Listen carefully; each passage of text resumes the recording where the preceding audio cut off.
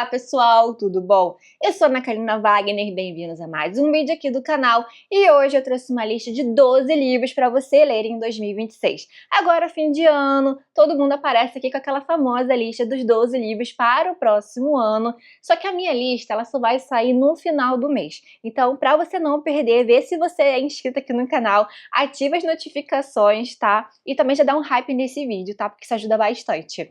Mas pensando nisso, que vocês podem estar já montando a listinha de vocês, porque isso não é só para produtor de conteúdo não, gente, para todo mundo, que isso ajuda bastante a nortear as leituras, a ter um planejamento, até porque quando você não tem muita ideia do que ler, você já tem aqueles livros separados. Também não precisa ser uma coisa muito presa não, mas é uma boa ideia ali para te nortear ao longo do ano, ver aqueles livros que você gostaria de dar uma priorizada, se possível, nas leituras. Então, visto isso, eu falei assim, em vez de vocês esperarem ali até o final do mês para ter contato com a minha lista e também se inspirarem, porque também não se inspirarem em livros que eu já li, que já de repente foram da minha listagem de 12 livros de outros anos, desse ano, mas são todos aqui livros que eu li e recomendo bastante e que juntos eles formam leituras aqui interessantíssimas para marcar o seu ano aí de 2026. Então, todos os links que eu cito, todos os livros que eu citar aqui vão estar todos detalhados aqui no box de estimação. Vídeos que eu referenciar a esses livros aqui, vou detalhar aqui também para vocês nos cards aqui no box de estimação. E bora começar com aquele livro maravilhoso que você pode começar já 2026, porque ele virou o meu favorito da vida. Estou falando, é claro, não tem como deixar de falar aqui de O Conde de Monte Cristo, do Alexandre Dumas, esse grande clássico francês maravilhoso aqui que me marcou bastante, porque foi leitura conjunta aqui no canal. Então, se você ainda quer uma motivação extra, você vai encontrar uma resenha super completa e para acompanhar a sua leitura tem uma playlist aqui no canal em que eu falo detalhadamente de cada parte desse livro aqui, assim, monumental, então não se assuste porque é um baita de um calhamaço aqui, mas você não sente a leitura passar, tá? O Dumas ele escreve de uma forma hipnotizante que você não quer parar, você quer sempre ler mais um capítulo. Aqui você vai ter uma história sobre traição, justiça, vingança, a busca ali por conhecimento, aquela questão da sabedoria e muita questão de esperança, de fé. Então você vai acompanhar a história de Edmond Dantès, um jovem marinheiro com um futuro bem promissor, então com uma mulher que ele ama, subindo ali na profissão dele, mas isso vai despertar a inveja de pessoas que o cercam, que dizem ser amigo dele e tal, enfim, isso acaba sendo um plano aí, armam contra ele, então tem a traição, que ele se envolve e ele é preso injustamente, passa anos numa prisão e lá ele vai ter contato com um certo abade que vai ajudar muito ele.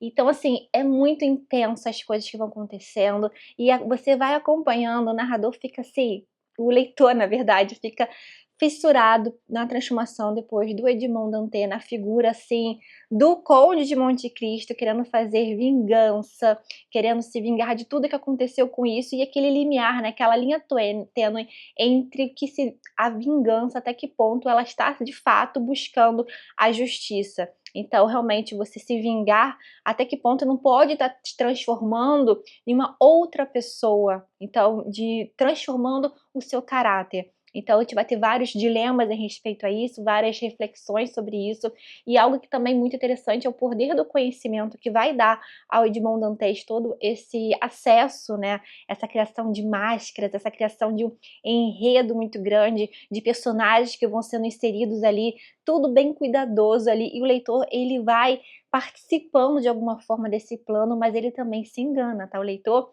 ele se sente cúmplice, mas muitas vezes surpreso ali da trama que o Conde de Monte Cristo tá tramando ali, tudo assim minuciosamente. Então você acha que aquele personagem pode não ter nada a ver ali na história, que foi inserido só para, sabe, encher ali linha pro, sabe, só para aumentar o número de páginas da história? Mas não, não se engane aqui com a escrita do Dumas, que é muito, muito, assim, muito boa mesmo, te arrebata ali, você não quer largar esse livro aqui.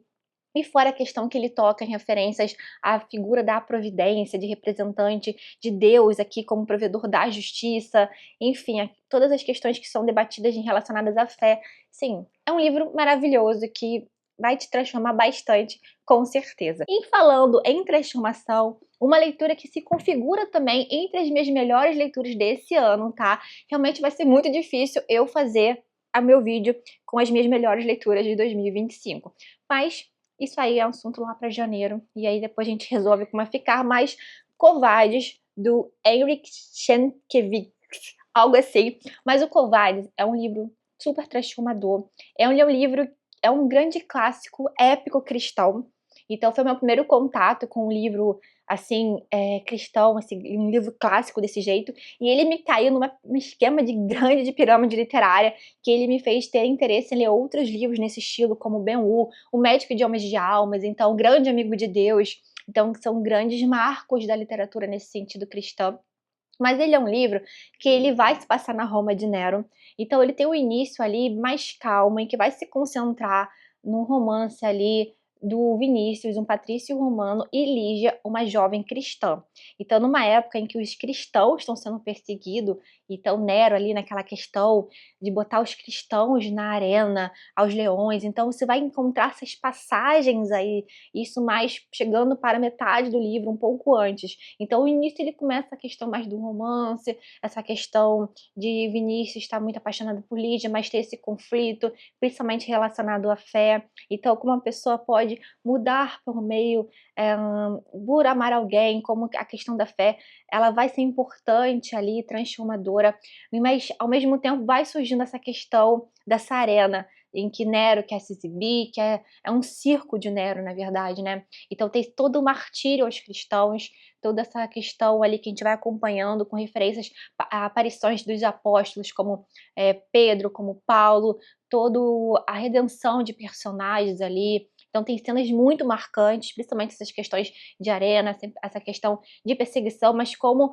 que essas pessoas elas não perdiam a esperança, não perdiam a fé. Então você passa aqui, você se depara nesse livro com passagens lindíssimas, principalmente essa aí também, uma das maravilhosas passagens desse livro, como é que dá ali a origem ao título Covardes, né, que vem de encontro ali Pedro, que é designado ali de liderar os cristãos, mas visto que está acontecendo tudo aquilo, a perseguição, ele mais velho já, né, então tendo o incêndio de Roma, tudo que está acontecendo, ele sente medo. É comum você sentir medo, então mesmo às vezes com muita fé e tudo, você pode sentir medo. E nesse questão dele estar fugindo daquele ambiente de Roma, ele encontra Jesus.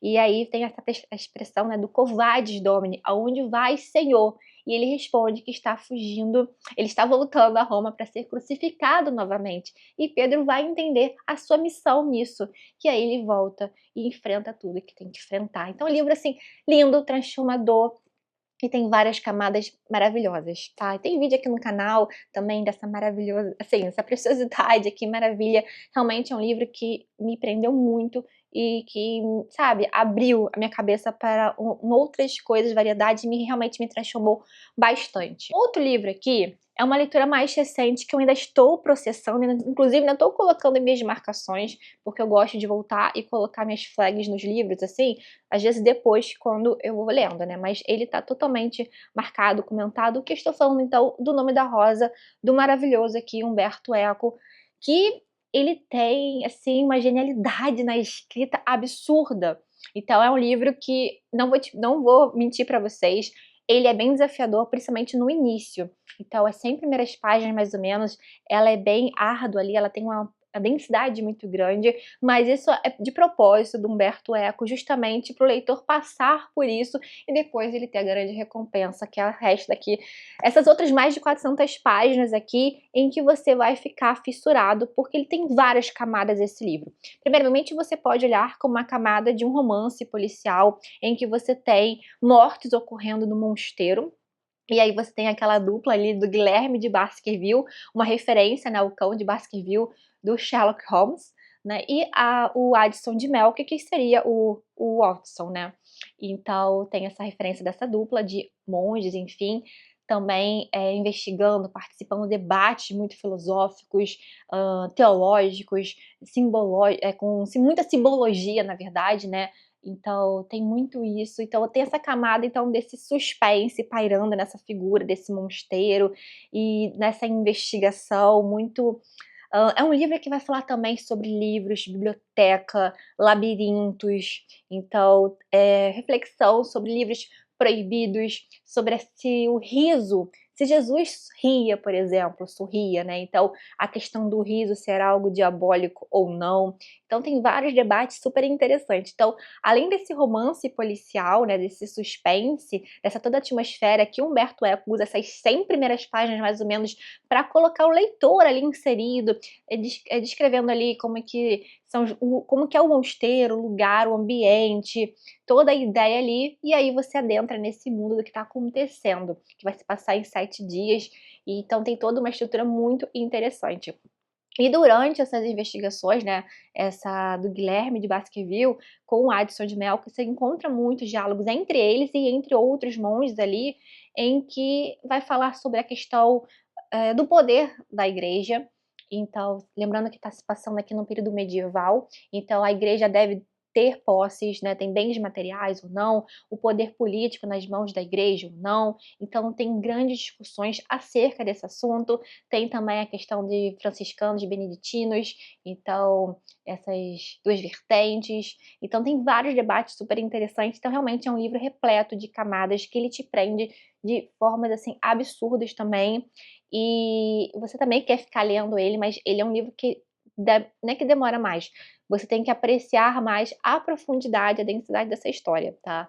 Mas também você pode ler só num ponto de vista ali do suspense, que também é bem interessante também. E é um livro, né, sobre livros, né, então leitores nós amamos, então recomendo fortemente Humberto Eco para, sabe, arrebatar o seu ano, assim, deixar tua cabeça explodindo aqui de ideias, enfim. Outro livro aqui que vai te surpreender se você ainda não leu, com certeza, é Frankenstein, da Mary Shelley.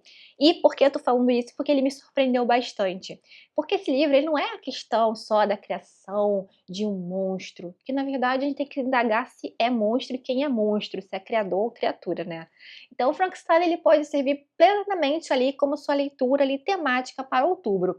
Mas também você não precisa focar nisso, né? Porque essa leitura, por mais que tenha esse apego do Frankenstein, meio Halloween, meio terror, horror, ou com o pé ali na ficção científica, esse livro ele vai explorar muito, muito mais do que isso. Então ele não é sobre, como eu disse para vocês, a criação desse monstro. São debates entre criador e criatura, algo falando sobre abandono. Então esse Victor Frankenstein, né, esse criador, ao fazer essa criatura, né, ele criar esse algo aí, ele fica horrorizado com aquilo que ele cria e larga, abandona. Então quem realmente é o verdadeiro monstro?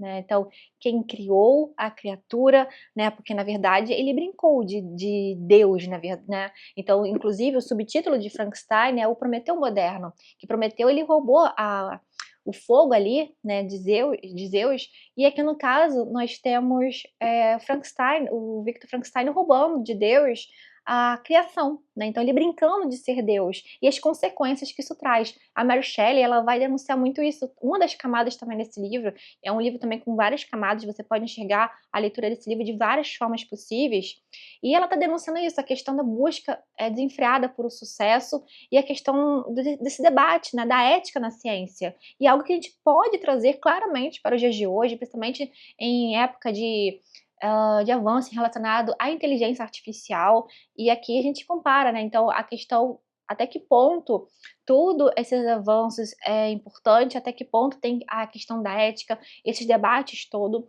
e aí você compara, então você depara aqui então, essa criatura, ela querendo ter alguém para conversar, alguém para ser um ser semelhante, então ela se sente ali totalmente abandonada. Então tem esses debates muito interessantes, é um livro que me deixou com muita vontade, por exemplo, de fazer a leitura de Paraíso Perdido, do John Milton, porque tem várias referências durante a leitura, inclusive a criatura, quando ela está querendo aprender, né, então observando os humanos ali, ela tem referência à aprendizagem em alguns livros, como Sofrimento do Jovem Werther, como Paraíso Perdido.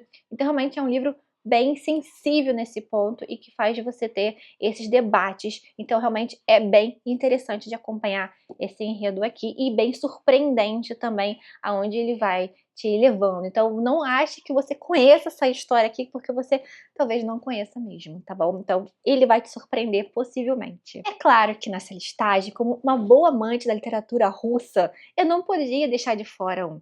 E claro, né, o meu queridinho Tolstói. Então é claro que eu trouxe aquele que é se configura também entre os meus favoritos da vida, que é o Ana Karenina de Tolstói. Esse livro, assim, primeiramente Tolstói, ele tem aquela escrita que, assim, ele consegue olhar para o sentimento, né, ele consegue olhar ali para o interior, né, para a mente ali, do ser humano, ele consegue colocar isso nos personagens. Então ele tem uma escrita muito não é cuidadosa, ele tem uma escrita muito, assim, peculiar, ele tem algo muito diferente ali quando ele vai falar desses personagens, ele consegue mostrar as dores, os dilemas desses personagens, ele tem um poder muito grande em relação a isso. Então a gente compara aqui, por mais que o livro se chama Ana Karenina, a gente tem um foco nela sim, mas também tem um foco em outros personagens, principalmente o oposto dela, né, então tem o Lievin. Então, ao mesmo tempo que tem a Ana Karenina, essa mulher aí casada, adulta, mas um livro que vai falar muito mais sobre isso, inclusive na camada falando da Ana Karenina, muito mais do que isso, tá? E você tem raiva dela e é perfeitamente normal, porque ela faz cada burrice, mas enfim, tem o Lievin, que então ela tá na cidade, ele tá no campo, ela é uma mulher casada que tá traindo, né, por motivos, porque deseja paixão, porque tem outros desejos, o Lievin é mais aquele do cara do campo, mais da fé, daquela questão espiritual, buscando um casamento, buscando aquela família, aquele mundo mais perfeito. Então, a gente tem esses dois lados da história, e então é muito interessante acompanhar essas páginas, a forma como o Tolstói ele mergulha a fundo no sentimento humano, como ele descreve muito bem esses personagens. Tem esse trabalho sim, não vou negar para você, mais desafiador, por causa, né, nós estamos falando aqui de literatura russa, tem aqueles nomes russos aqui que são vários personagens, mas tem algumas edições que contém, agora eu não lembro se essa contém especificamente, mas algumas edições contêm a listagem de personagens no final, tá? Então ajuda bastante, você pode também ficando anotando no lado, anotando qual é o nome dos apelidos, várias formas de se referenciar a um personagem, mas vale a pena, porque realmente é um livro maravilhoso aqui, o Tolstói realmente escreve maravilhosamente bem, então é incrível esse livro. Vocês com certeza vão amar, tá? Agora, indo para uma literatura mais contemporânea, que é um livro também, assim... Esse aqui não é aquele novelão, mas ele fisga você absurdamente, tá? Que tô falando, então, Vestígios do Dia, de Kazuo Ishiguro.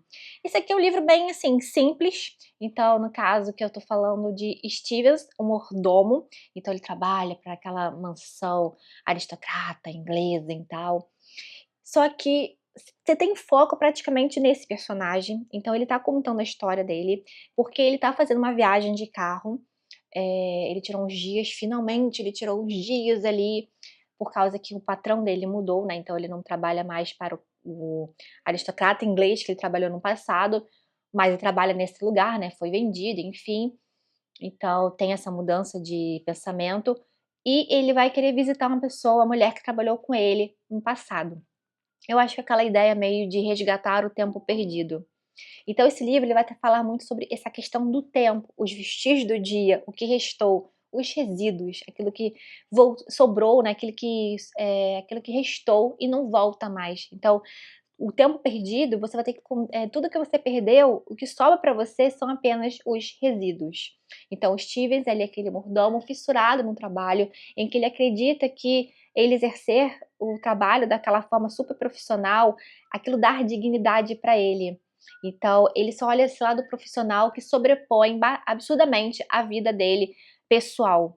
Então ele não se incomoda, ele deixa o profissional ser muito mais forte e ele fecha os olhos para muitas coisas que acontecem ali naquele ambiente da mansão, né, naquele ambiente aristocrata, aquelas reuniões que o patrão dele faz na época do nazismo, inclusive, em que está recebendo pessoas ali adeptas ao regime. Então ele acredita que, independente da postura, ele fecha os olhos porque ele está trabalhando para uma pessoa importante para a história de alguma forma, então ele se sente importante.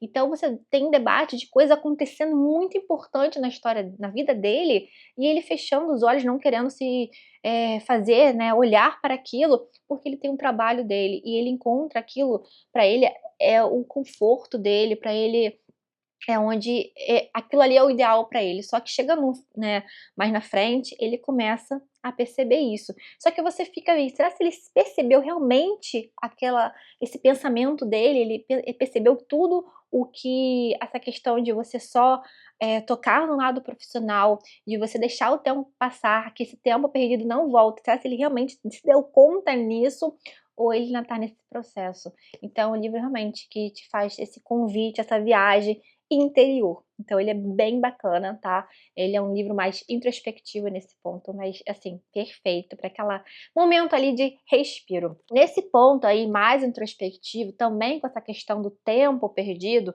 outro livro maravilhoso que vai fazer assim sua cabeça dar, sabe? É com certeza O Deserto dos Tártaros, do Dino Buzzati. Então esse livro, ele também tem aquele enredo bem simples, bem pacato, que você olha assim, parece que não vai te levar a muito lugar, mas ele te leva a vários lugares. Então um soldado que ele é colocado num forte ali, bem, no deserto ali, esperando ali um ataque, né, uma invasão acontecer, só que essa invasão não acontece, passa dia, passa semana, passa mês, passa ano, e ele tá lá esperando. Então é aquela questão de, às vezes, muitas vezes, a gente se meter numa autossabotagem. Acredito que muitos de vocês já fizeram isso, eu já fiz isso, eu faço isso muito ainda, mas tenho trabalhado cada vez mais. Esse livro me abriu bastante os olhos, mas claro, com muitas outras muita terapia também, claro. Mas a questão de a gente às vezes estar esperando um momento grandioso, algo que aconteça. Sabe aquela história? Eu vou começar uma dieta, vou começar um projeto na segunda-feira. Eu vou começar mês que vem. Não, quando virar o ano eu começo. Porque a gente está sempre esperando o momento perfeito, que algo aconteça para se dar conta e fazer algo. Então é que nem o soldado aqui. Então ele tá esperando e fica nessa. Só que essa questão da espera, ela entra numa rotina e nisso você não consegue sair mais. Então alerta muito pra gente isso, esse livro é simples e faz você acabar se identificando e vendo o que você está fazendo isso, repetindo, repetindo, não saindo do lugar, nesse processo aí de zona de conforto e entrando nesse meio de uma autossabotagem. Então também essa questão de um tempo perdido muito interessante de ser feito, tá? Agora outro livro que também pode ser que nem Frankenstein, você acha que você não leu, mas acha que com essa história, ou também tem aquela questão do preconceito literário em relação a esse livro, principalmente vocês homens que estão me assistindo. Estou falando então de Orgulho e Preconceito, de Jane Austen. Esse livro eu sei que eu só li recentemente, tá, porque no caso não é porque é preconceito não, porque eu já tinha assistido tantas vezes ao filme que eu julgava que eu já conhecesse essa história. Sim, eu conhecia a questão do romance, que realmente é muito legal de você acompanhar, muito bonito, da Elizabeth e do Darcy, essa questão desse cão e gato, desse romance bem de leve acontecendo, que, sabe, é bonito de acompanhar, mas não é só isso o livro de Jane Austen, né? Então ela vai usar muita dessa história desses dois personagens para denunciar, para fazer críticas bem irônicas, bem divertidas. Você vai rir bastante nesse livro. Ela vai falar muito, denunciar a questão de como é vista as mulheres, a questão de casamentos, como que toda a questão da sociedade, da hipocrisia. Então, outra coisa bem interessante é de ver como que esses dois personagens, eles crescem. Então são personagens orgulhosos, preconceituosos os dois, de alguma forma, e como que eles crescem ao reconhecer o erro deles e estarem aptos, prontos, estarem abertos a mudarem. E é isso que é muito bonito, principalmente do ponto de vista quando a gente olha o Darcy. Então, ele estar aberto, ele aceitar que errou e mudar, querer mudar, é uma declaração de amor, isso praticamente é uma declaração de amor. Então, a questão de você estar aberto realmente a se conhecer seus erros, as suas falhas. E a Jane Austen, ela vai escrevendo tudo com aquele risinho, sabe? Você lê, principalmente os diálogos envolvendo a Elizabeth Bennet, então você encontra muito da Jane Austen ali, e você encontra aquele humor afiado nas respostas dela e do Darcy, mas tudo com essas ironias que eu falo pra vocês que são denúncias. Então você tem que ler esse livro entendendo que ela não tá querendo dizer exatamente aquilo, então a ironia é isso, né, você escreve uma coisa, mas tá querendo dizer outra, então às vezes o que falta você, leitor, é perceber essas ironias. Então é um livro realmente que me surpreendeu bastante aqui. Outra aqui, né, então acho que eu trouxe 2 seguidos aqui, literatura brasileira, que não pode faltar, claro, nessa lista, uma das escritoras que eu mais gosto e amo citar para vocês, Clarice Lispector, com seu A Hora da Estrela. Inclusive, isso aqui é uma ótima forma de porta de entrada ao mundo da Clarice Lispector, e você, começando com esse livro, você não vai querer deixar de ler pelo menos um livro de Clarice por ano, tá? Então, A Hora da Estrela, ele tem essa aparência aqui, é curtinho, mas ele é super impactante, tá? Primeiramente, ele vai, assim, primeiro a Clarice vai utilizar do recurso aí metalinguístico e tal, em que vai falar, né, vai ter o nosso narrador aqui, é o escritor, né, o Rodrigo SM, querendo escrever um livro, contar uma história, só que ele não sabe como. Então a Clarice se usa, né, da figura do Rodrigo SM para contar a história. Ele tá querendo contar a história, mas é uma história simples, não sabe como começar. E quando começar ela vai ser assim, sabe, de uma vez só. Então tem todo esse trabalho das palavras que a Clarice gosta, reflexões, e aí quando você passa várias páginas, isso porque o livro é fininho, tá? E aí você conta a história, tem a história de Macabeia, essa mulher nordestina que está tentando a vida por aqui, mas é uma mulher infeliz. Só que ela não percebe essa sua infelicidade. É uma mulher invisível aos olhos da sociedade, mas ela não percebe isso. E o que você se choca é que você se percebe nela, em alguns casos. Quantos de nós não nos sentimos em alguns momentos, pelo menos em um nível, não no nível de Macabeia, mas pelo menos em um nível de nossa vida, nessa invisibilidade social. Então, o quanto as pessoas que passam por nossa vida têm essa questão da invisibilidade, quantas figuras aí que às vezes você passa no seu dia a dia, na sua correria, e não dá um bom dia, boa tarde, uma boa noite, então, quantas pessoas você acaba também fazendo isso com outras pessoas. E você acompanhar a Macabeia, essa mulher aqui, simples, e que sofre isso, mas não sofre porque ela não internaliza isso, né? Ela não vê que ela tá passando por esse momento. É muito triste, melancólico, e a Clarice, ela consegue pegar em algo simples e trabalhar isso.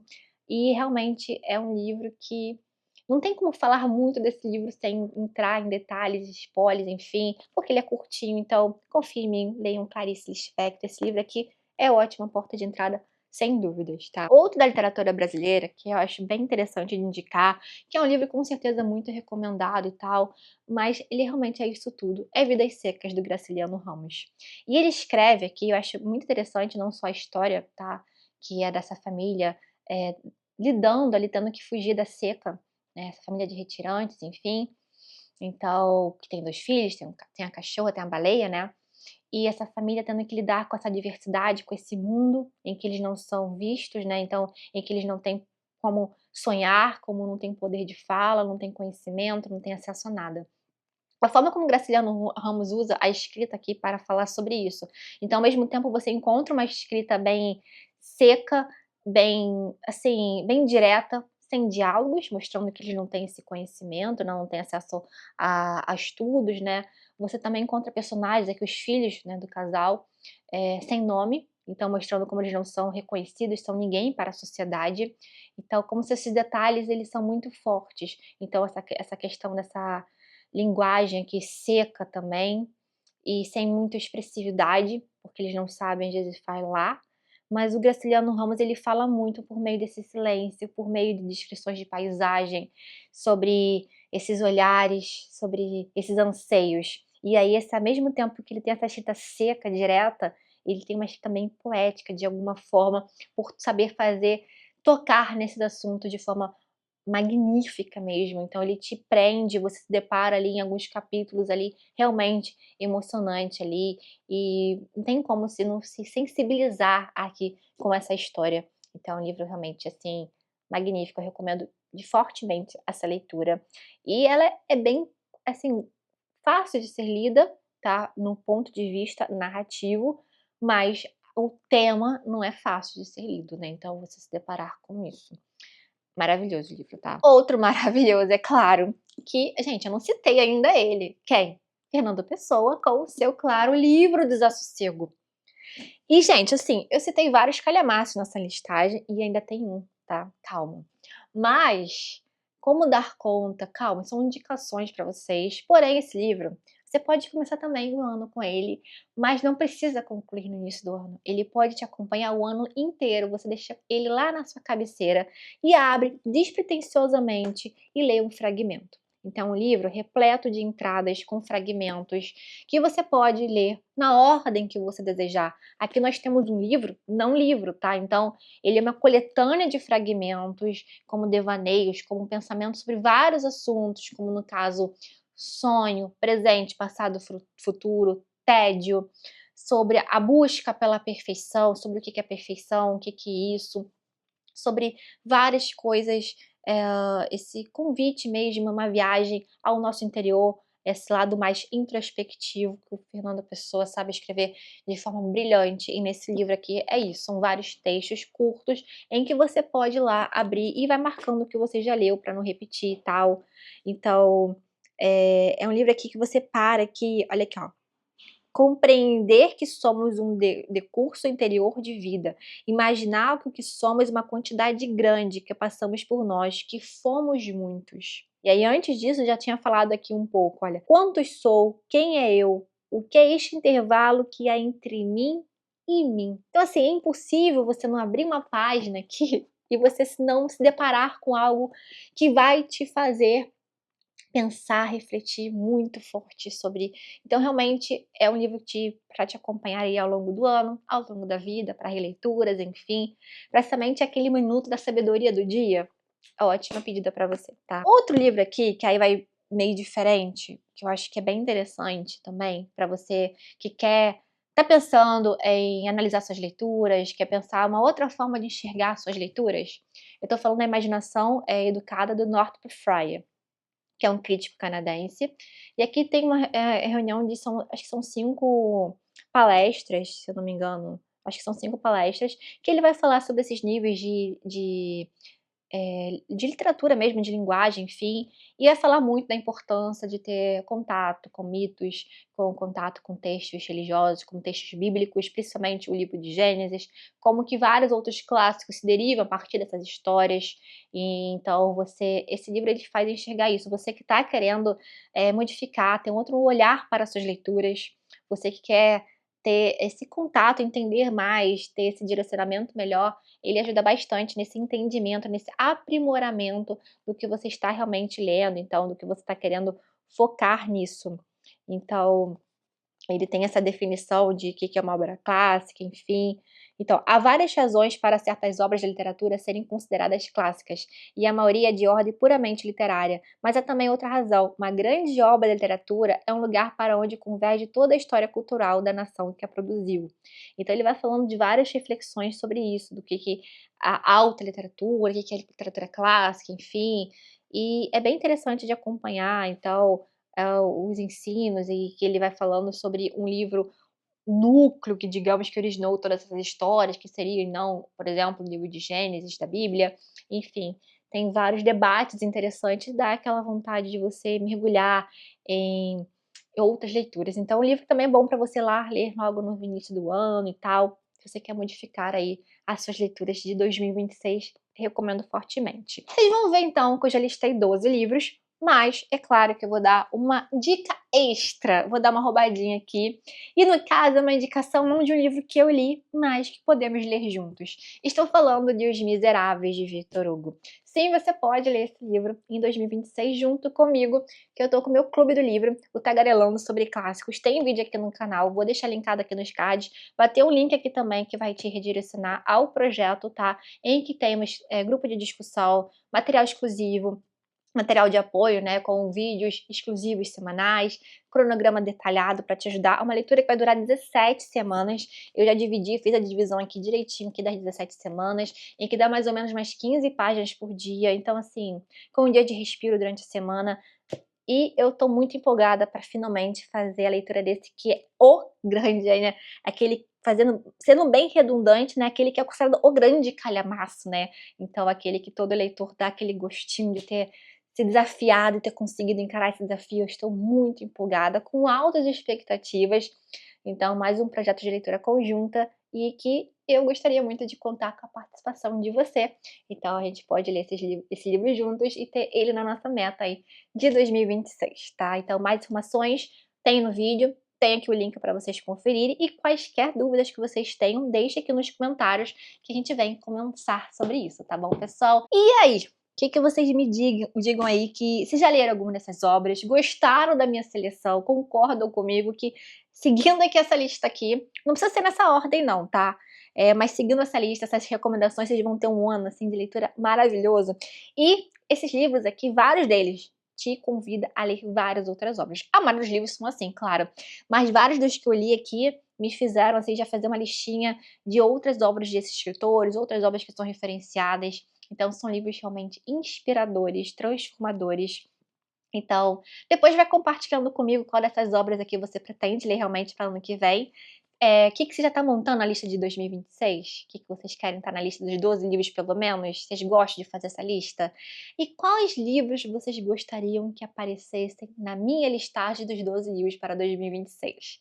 Aguardem aí que até o final do mês sai esse meu vídeo, tá bom, pessoal? Espero que vocês tenham gostado.